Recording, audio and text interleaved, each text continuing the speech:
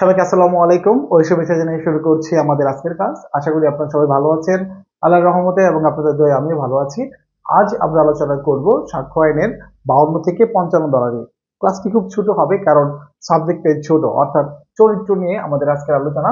দেখেন, 52 ধারায় বলা আছে, দেওয়ানি মামলায় কথিত আচরণ প্রমাণ করার জন্য চরিত্র অপ্রাসঙ্গিক। এটা বোঝার আগে আপনাকে বুঝতে হবে যে দেওয়ানি মামলাটা আপনি বুঝেন কিনা। দেওয়ানি মামলা এবং ফৌজদারি মামলা এই দুটোর মধ্যে পার্থক্যটা কি। আমি যদি আইনের ব্যাখ্যা দিয়ে বলতে যাই তাহলে এখানে অনেকটা সময় লাগবে, এবং আইনের ব্যাকরণ বুঝে থেকে অনেকের মাথায় ধরবে না। আমি একদম সহজ অর্থে বুঝাই দিই। আমরা থানাতে যে মামলাগুলো হতে দেখি এবং কোর্টে সরাসরি যে মামলাগুলো নেয়, সাধারণত মারামারি, কাটাকাটি, যৌতুক, তারপর মারধর করা, তারপর হচ্ছে নারী শিশু নির্যাতন, এগুলোর ক্ষেত্রে যে মামলাগুলো আপনারা দেখেন, এই মামলাগুলোকে সাধারণ ভাষায় আমরা বলি ফৌজদারি মামলা। তাহলে দেওয়ানি মামলা কোনগুলো? সহকারী জজ, যুগ্ম জজ, অতিরিক্ত জজ এবং জেলা জজ, ওনাদের কোর্টে জায়গা জমি, সম্পত্তি, অধিকার, এগুলো নিয়ে যে মামলাগুলো হয়ে থাকে সেগুলোকে বলা হয় দেওয়ানি মামলা। মূলত অধিকার, টাকা পয়সার, ধন সম্পত্তি নিয়ে যে মামলাগুলো করা হয়, সেখানে চরিত্রটা তেমন একটা ইফেক্ট না।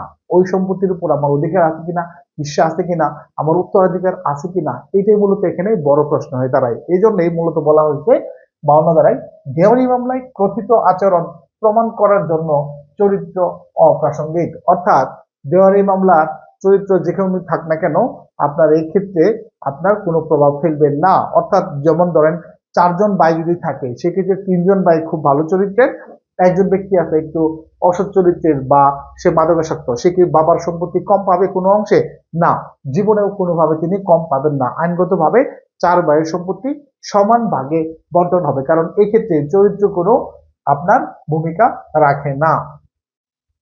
ধারা নাম্বার 52, 52 শেষ, সরি, ধারা নাম্বার 53, যেখানে বলা আছে ফৌজদারি মামলায় পূর্ববর্তী সব চরিত্র প্রাসঙ্গিক। অর্থাৎ যখন একজন ব্যক্তি আপনার বিচারের কাঠ গড়ায় দাঁড়ায়, অর্থাৎ যে ব্যক্তির বিচার হচ্ছে সেই ব্যক্তির পূর্ববর্তী সব চরিত্র প্রাসঙ্গিক হয়। সেটা দেখেন কখন বিষয়টা, যখন হচ্ছে যে একজন ব্যক্তির বিরুদ্ধে কোনো একটা আপনার অভিযোগ আনা হলো, তখন সেই অভিযোগের প্রেক্ষিতে একজন মানুষ ডিফেন্স নেওয়ার জন্য কিন্তু বলতে পারে যে তার পূর্ববর্তী সব চরিত্র কি ভালো। এক্ষেত্রে তাকে আপনার মানে মকুবের জন্য আবেদন করা হয়। যেমন ধরেন, একজন চেয়ারম্যান সাহেব, চেয়ারম্যানের বিরুদ্ধে মনে করেন যে আপনার কোনো একটা ছোটখাটো বিষয় নিয়ে একটা মামলা হলো, তখন এই ক্ষেত্রে আমরা দেখাইতে পারি যে চেয়ারম্যান খুব ত্যাগী চেয়ারম্যান, এই চেয়ারম্যান 27 বছর যাবৎ চেয়ারম্যান, তিনি সব সময় বিপুলপুরে জয়ী হন, তার স্বভাব চরিত্র ভালো, তিনি নিয়মিত জাকাত দেন, এই যে তিনি জাকাত টাকাত সবকিছু দেন, কিন্তু ওনার পক্ষে এই 10 বস্তা চাউল চুরির বিষয়টা একান্তই বানোয়াট, ভিত্তিহীন, ইত্যাদি ইত্যাদি বলে আমরা বলতে পারি চেয়ারম্যান অনেক ভালো মানুষ, তার পক্ষে কাজ করা সম্ভব না। এই যে কথাটা আমি বললাম, কিসের ভিত্তিতে বললাম? এটা আমি বললাম ফৌজদারি মামলায় পূর্ববর্তী সব চরিত্র প্রাসঙ্গিক। অর্থাৎ আমি যেটা দ্বারা অভিযুক্ত হয়েছি, এর আগে আমি ভালো ছিলাম, এই বিষয়টা আদালতের সামনে আমি উপস্থাপন করতেই পারি। এটা কতটুকু গ্রহণ করবে এটা আদালতের ব্যাপার। অর্থাৎ পূর্ববর্তী সব চরিত্র এক্ষেত্রে আবার কি প্রাসঙ্গিক হয়, নির্দোষতা বা দোষ প্রয়োগ করে দেখার জন্য চরিত্র সম্পর্কিত বিষয় প্রাসঙ্গিক হয়ে থাকে। এখন ধরেন, তাহলে একজন ব্যক্তি যে খারাপ এটা কি বলা যাবে না?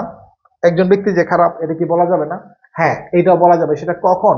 যখন আপনি 53 ধারার ক্ষমতা বলে আপনি দেখাইতে চাচ্ছেন যে খুব ভালো, এই মানুষ অনেক ভালো। আমি যদি চেয়ারম্যানের কাছে যদি আবার ফিরে যাই, আমি বলতেছি চেয়ারম্যান সাহেব অনেক ভালো, চেয়ারম্যান সাহেব এই করছে, সে করছে, সে করছে। এখন আমার যে প্রতিপক্ষ আছে, চেয়ারম্যানের যে প্রতিপক্ষ আছে, তারা এখন দাঁড়াইতে পারেন অবজেকশন ইউর অনার, এই চেয়ারম্যান সম্পর্কে আমার কিছু তথ্য আছে, ওনাকে তো 53 ধারা অনুযায়ী অনেক ভালো ভালো কথা বলা হচ্ছে, তার একটু হিস্ট্রি আমি আপনার সামনে তুলে ধরতে চাই। এই চেয়ারম্যান এত সালে এই করছে, এত সালে এই করছে, এবং মামলা সাজাপ্রাপ্ত, এবং নানান ধরনের আমি কি করতেছি, ওই চেয়ারম্যানের চরিত্র নিয়ে টান দিছি, ওনার একেবারে যে তার যে খারাপ হিস্ট্রি এটা আমি তুলে ধরছি। আমি কিন্তু শুরুতেই কিন্তু আমি চেয়ারম্যানকে খারাপ বলি নাই, যখন আমি দেখছি যে চেয়ারম্যানের পক্ষ চেয়ারম্যানকে খুব ভালো হিসেবে জাহির করতেছে, তখন আমি তো আর সেই চেয়ারম্যানকে আপনার সে ভালো যে নয় এই জিনিসটা প্রমাণ করার জন্য আমি এবার এখানে কাউন্টার দিতেই পারি। আদালতের কাজই হচ্ছে এখানে যে আইনজীবী থাকবে বা তার পক্ষের লোক থাকবে বা সে নিজেও এক্ষেত্রে কাউন্টার দিবে, এটাই স্বাভাবিক। তখন ওই চেয়ারম্যানের প্রতিপক্ষের আইনজীবী বলেন বা প্রতিপক্ষ নিজেই বলেন, সেক্ষেত্রে তিনি অবশ্যই আপনার ভালোর বিপরীতে চেয়ারম্যান যে খারাপ এই জিনিসটা তিনি ফুটিয়ে তুলতে পারেন। যার কারণে এই 54 ধারায় বলছে যে পূর্ববর্তী অসৎ চরিত্র উত্তরদান প্রসঙ্গ ছাড়া অন্যভাবে প্রাসঙ্গিক নয়। তার মানে একজন ব্যক্তিকে সরাসরি খারাপ বলা যায় না, কিন্তু যখন ওই ব্যক্তিকে ভালো হিসেবে প্রতিষ্ঠিত করা হয় বা করার চেষ্টা করা হয়, তখন সেই ব্যক্তি যে খারাপ এটা বলা যায়। তবে এখানে একটা জিনিস মনে রাখবেন, এখানে বলা হয়নি, তবে আমি বলে দিই, যদি কখনো আপনার ডাইরেক্টলি ওই চরিত্রটাই বিচার্য বিষয় হয়, তবে ওই ক্ষেত্রে কিন্তু খারাপ বলা যায়। যেমন ধরেন দর্শন মামলার যদি আসামি থাকে, দর্শন মামলার আসামি যদি থাকে, এখানে ডাইরেক্ট কিন্তু চরিত্রটা নিয়ে কিন্তু টান দিছে, অর্থাৎ শুরুতেই তাকে খারাপ বলা যাবে, কোনো সমস্যা নেই, কারণ সেই দর্শন রিলেটেড বিষয়ে এখন কোর্টে বিচারের সম্মুখীন। এই দর্শন বা এরকম সরাসরি একজন মার্ডারার বা খুনি, এই ক্ষেত্রে তার খারাপ দিকটা সরাসরি প্রথমেই তুলে ধরা যাবে, কিন্তু অন্যান্য বিষয়ের ক্ষেত্রে ছোটখাটো ঘটনার ক্ষেত্রে একজন মানুষকে সরাসরি খারাপ বলা যায় না। 55 ধারা ক্ষতিপূরণ নির্ণয়ে চরিত্রের গুরুত্ব। ক্ষতিপূরণ নির্ণয়ে গুরুত্ব, আমরা জানি যে ক্ষতিপূরণের ক্ষেত্রে যে আমাদের যে বাদী থাকে, বাদীর চরিত্র এই ক্ষেত্রে কিছুটা আপনার প্রাসঙ্গিক। যেমন ধরেন মানহানি মামলায় বা অন্যান্য যে আপনার ক্ষতিপূরণের মামলাগুলো করা হয়, এই ক্ষতির পরিমাণ নির্ণয়ে আপনার চরিত্রটা আপনার এক্ষেত্রে ভূমিকা রাখে। এখন ঘটনা হয়েছে ক্লাসের শেষে এসে আপনাদেরকে বুঝাইতে হয় যে চরিত্র বলতে আপনি আসলে কি বোঝেন।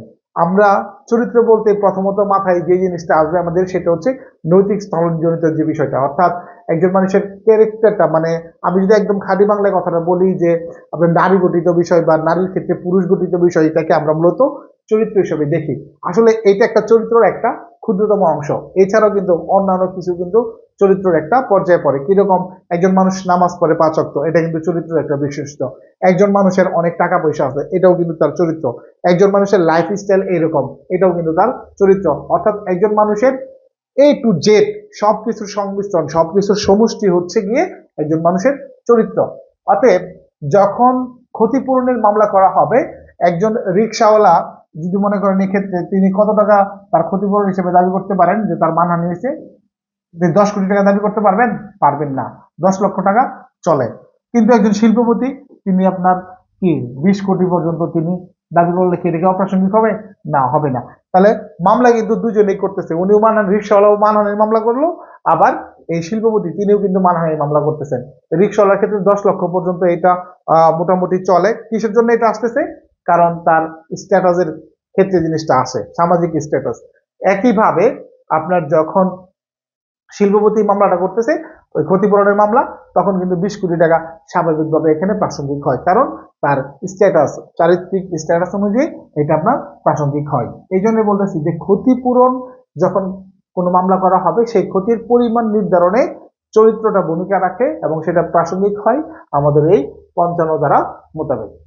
এই ছিল মূলত আমাদের চরিত্র নিয়ে ক্লাস, খুবই সংক্ষিপ্ত ক্লাস, 52, 53, 54, 55, এবং সেটা সাক্ষ্য আইনে খুব গুরুত্বপূর্ণ একটা অংশ। খুব ভালো করে পড়বেন, এখান থেকে প্রশ্ন আসার জোরালো সম্ভাবনা রয়েছে। আজকের মতন এই পর্যন্তই। আল্লাহ হাফিজ।